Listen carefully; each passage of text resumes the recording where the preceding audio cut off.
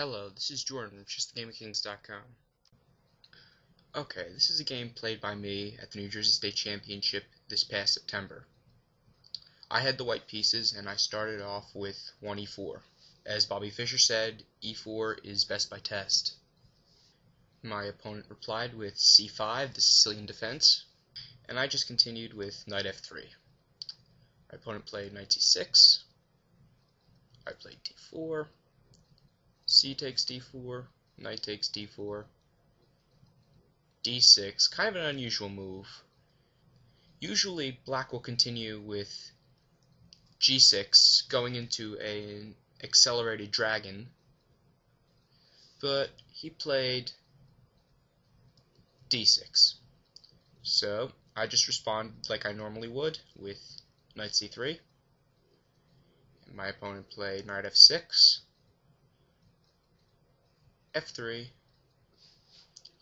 Now, the reason I didn't play bishop e3, going back, is because then my opponent can play knight g4, and this is kind of annoying. It just harasses my bishop, and my bishop will have to move again.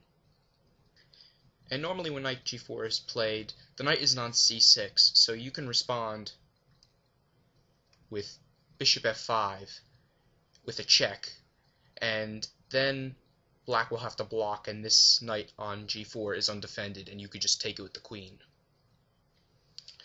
But the knight is on c6, so that doesn't happen. So I had to play f3. Then my opponent played g6. I played bishop e3, bishop g7, queen d2, and now you'll notice that this is transposed into a Yugoslav attack of the Sicilian dragon. My opponent castled. I castled. Bishop d7, preparing to put the rook on c8. I now begin my pawn storm on the king side with g4. A lot of the time you'll see h4 played here, and I don't like h4 because black can then respond h5, and you don't really have your pawn storm, and your attack plan isn't so clear from here. So that's why I played g4 first. And my opponent played rook c8 as expected. I played h4. My opponent played h5. And now I get in g5. And the difference between this and this is that I can now start to advance my f-pawn without having to worry about my opponent advancing the g-pawn in response, and I could start to break open his position.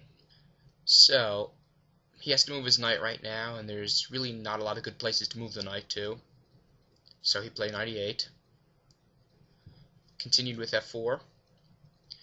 Queen c7 is not a very good move. It doesn't really accomplish anything, and it allows me to gain a tempo and place my knight on a good square with knight d5. So the queen's forced back to its original square, and then I just play f5. And now my opponent plays a silly tactical sequence that wins a pawn but gives me a far superior position. Starting with knight takes d4, bishop takes d4, bishop takes d4, queen takes g4, and then g takes f5. And now I don't have that extra piece of just the knight on d4 protecting the f5 square. But I can just continue my attack in other ways, with bishop e2 being my choice. My opponent played knight g7, and I played rook d to g1. And now my opponent played another bad move, king h7, which allows me to play g6, and I actually gain a winning position here after f takes g6, rook takes g6. The king can't take because the king takes, rook g1, king f7, queen takes, g7 check, king e8, bishop takes h5, rook f7 blocks, and then queen g8 is checkmate. So, that's no good. Going back a second, actually, let's just say my opponent played another move, more reasonable move, like bishop c6. Well, I actually spent a lot of time after the game thinking out these variations and trying to find what I would do here. And I came up with g6, e5, g takes e7, king takes f7, queen d2, and if bishop takes d5, then queen d5 check, king f6, e takes f5, and black's pretty much losing here. For example, after knight takes f5, bishop d3, queen d7 to add another protector to the knight, and rook g5, black is starting to have serious problems here. I mean, if he moves the knight, there's really no good squares for the king to go to anymore. I mean, if he tries to move the knight, the problem is that there's no good squares to move the knight to, and it exposes the king. For example, say he plays knight d4, white actually has a mating sequence with rook f1, king e7, rook g7 check, king d8, rook takes f8 check, king c7, rook takes d7, king takes d7, queen f7 check, king c6, rook takes c8, king b6, and then queen c7 seals the deal. So, white is to try and get a counterattack going. Black has to play queen c6 here. I mean, it's the best he can do, but even still, he's going to lose a minor piece and the game. After the queens are exchanged, the rook just takes, and then I just take the pawn on h5 and enjoy my one position. So back to where we were. Rook takes g6, black played e5, and then I moved my queen back to g1, and now I have two pieces attacking the knight on g7. Black has to defend with rook f7, and I played a move which maybe wasn't so good, but would still win me the game.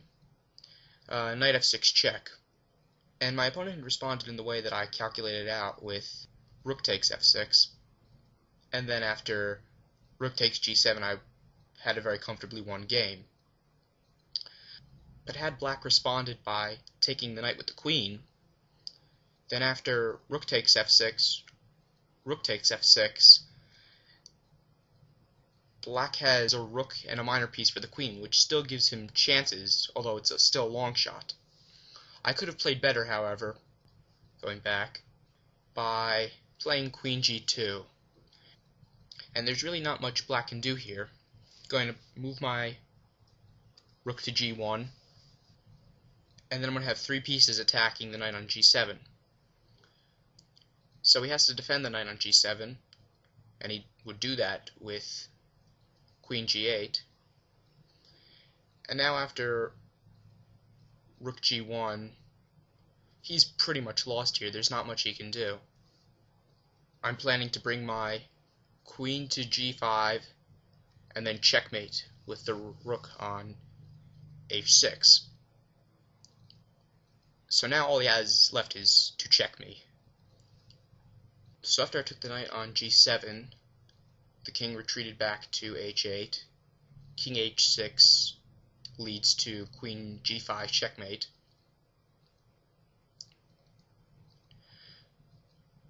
But I moved queen g5 anyway, and now I'm just planning to move my rook to g1 and take the pawn on h5 with checkmate. And there's not much black can do here. f4, rook g1, bishop g4, bishop takes g4, h takes g4, rook takes g4, and black resigned here. So this was an exciting win for me. I was very pleased with this game. I hope you enjoyed watching it, and I will see you next time. Thank you for watching. Bye.